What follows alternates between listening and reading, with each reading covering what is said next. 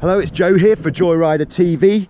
We are going to look at Hobie 16 upwind sailing. So again, referring back to our hierarchy of sailing needs, the most important thing is where are we going? So on the upwind course, to determine where we're going is first we need to set the jib. So we'll set the jib traveller all the way in. So this is, unless you're getting overpowered and having to depower the boat. And then in the really light winds, we're not going to pull the jib in as tight as possible. We're just going to have it a little bit eased. And what that will do is put more shape into the sail. Determining the angle that we're going to be sailing, we're going to be looking at our jib telltales. So in the really light wind, we're looking for both telltales flying straight back like this. As the wind increases and we have good pressure and we have definitely a good flow of water around the rudders, so we've got really positive steering, we'll just allow the inside telltale to lift up slightly. We'll do that by turning the boat a bit closer to the wind. So if the wind is really light, we'll be sailing a little bit freer. As the wind increases slightly, we'll allow the inside telltale to come up a little bit. As the wind increases further, so if we get to the point where we are trapezing, we'll allow this inside telltale to come up further like this. This means we're sailing closer to the wind, which will get us to where we want to go a lot quicker. And then when we get to the point that we're double trapezing, we will allow this inside telltale to come even higher up, so we are sailing closer to the wind still. And that means that we are going to get to where we want to go sooner. If at any time the outside telltale, which we can see through the sail, isn't flying, like if this was like at the moment with it dropping straight down or swirling around, anything like that, it means we're not sailing close enough to the wind, so we just need to head up. Now we've established our course, we can look at where we're going to sit on the boat. So in the really light winds, we want to get quite far forwards on the boat. It's the same theme throughout with upwind sailing. We want to keep the boat totally flat in the water, so the boat is totally parallel with the water. So if at any time the bow of the boat is up, we need to move forwards. If at any time the bow of the boat is down, we'll need to move back slightly. And this will be the same in light winds, in moderate winds, and in strong winds. So in the light winds, we'll need to get further forwards to get the bow down. So perhaps helming from this kind of position. If the wind is very light, then the crew could be the other side of the mast. As the wind gets a bit stronger, so when we have good flow of water around the rudders, so we have good steering, then the crew can come to windward, perhaps in this position for the crew. So we're keeping the helm and the crew really close together on the boat. And then as the wind increases further, we'll be moving back slightly. Bit of tiller extension management may be necessary. So when we get to single trapezing, perhaps the helm in this position and the crew moving in and out on the trapeze from just in front here, again moving forwards and backwards, just to keep the boat totally flat in the water. Now we have a trapeze harness, so as the crew will be in this position, it's good if your trapeze wire is going through the hole in the trampoline, take it outside the shroud, because that means it's going to be easier if you do have to move back. And then we're going to move out onto the trapeze, so going in and out on the trapeze from this position as the crew in the marginal conditions, again moving forwards and backwards to keep the boat totally parallel with the water. So if we get a lull, we'll just come in, gust, and we'll come out. Easy. As the wind increases, as the crew will be moving back slightly, again just keeping that boat level. As the wind increases further, as the crew, we could be around here on the upwind.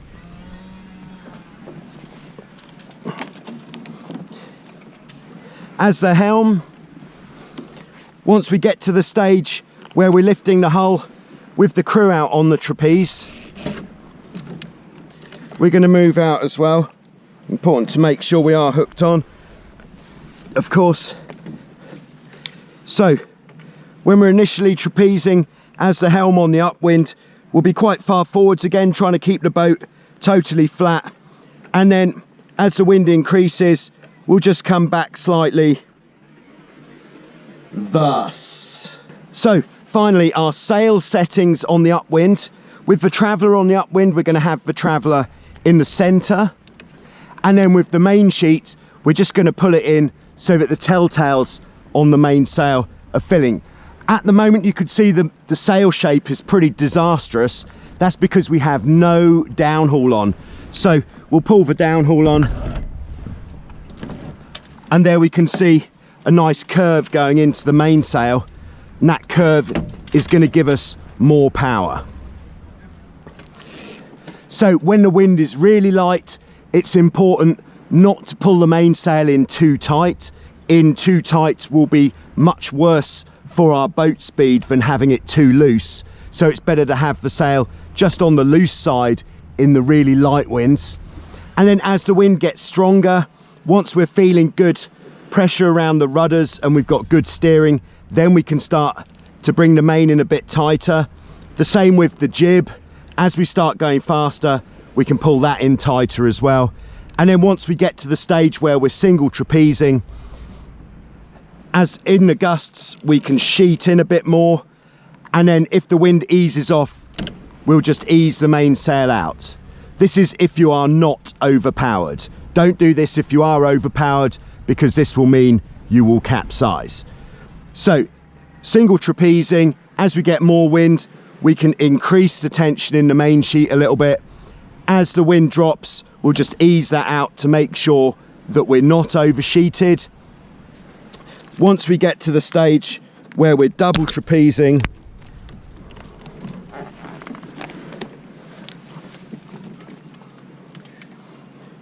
we're going to be trying to sail with the main sheet as tight as possible at all times. I'm not going to do it just here because, in fact, I will. I'm going to do it. We're going to sail with the main sheet block to block, but because there's no pressure in the sail, it's actually pulled the Traveller up this way a bit. Woo! So we're going to be sailing with the main sheet block to block, so pulling as much tension into the leech of the sail as possible. If doing that when you're double trapezing, you're getting overpowered, at that time you need to start letting out the Traveller. So to get the main sheet block to block, if you need to let the Traveller out this much, and then we can bring the main sheet in block to block, that's fine. If it's windier still, then we'll ease the Traveller out more. So this would be in a very strong wind for going upwind to have the Traveller at the tow straps, or if you're a very light team.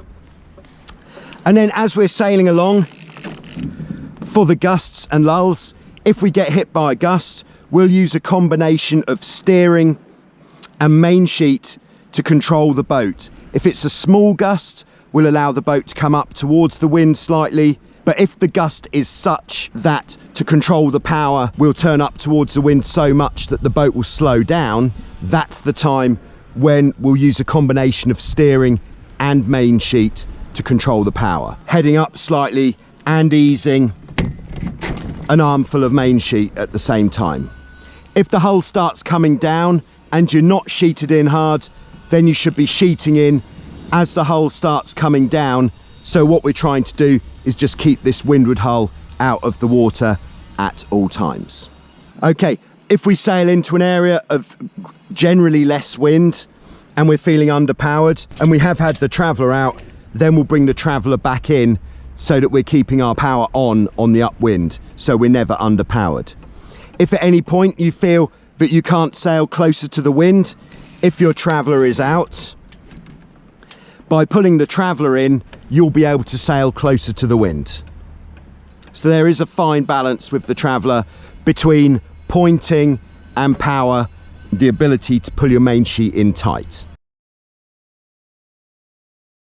If you have had your Traveller out for the tack, it is a good idea to bring it in slightly. So even if it's really windy, don't have the Traveller much further out than let's say halfway between the center and the toe strap. And then before the tack, what we're going to do is check the area that we're going to turn into to make sure that we're not going to hit anything, or that it is a good time to tack. And then the most important thing with the tack, it isn't how fast you're going. What is important is that you are pointing close to the wind and your main sheet is tight. By pointing close to the wind, it means we have a smaller angle to turn the boat through. By having the main sheet in tight, it means there's going to be more pressure behind the pivot point, pushing us into the wind. So when we're ready, we're going to warn the crew, are you ready to tack? Crew says yes. We push the rudders across, stay in this position. As soon as the wind comes in the other side of the jib, we're going to release the main sheet and move across the boat. What you can do is just push up slightly there, which will help to push the boom out. And then as soon as we're across the boat, we're going to look forwards, look to where we're going, adjust the sails accordingly. What we can do on land to practice is we can practice how we're moving across the boat, so that when we're doing it on the water it becomes more effortless. So this is a combination of moving yourself and the tiller extension as you move across the boat. Okay, so if we take the main sheet out of the equation, when we're moving across the boat, if we tuck our back leg under our front leg, that's going to naturally present us into the kneeling facing back position on the trampoline, making the transition across the boat easier. And then, so moving across, and you can see here, I've tidied up all the rope so it's out of the way as well.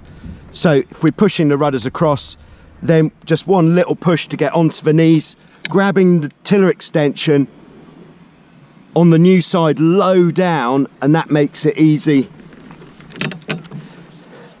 to bring it across. So we can just practice moving across the boat on our knees.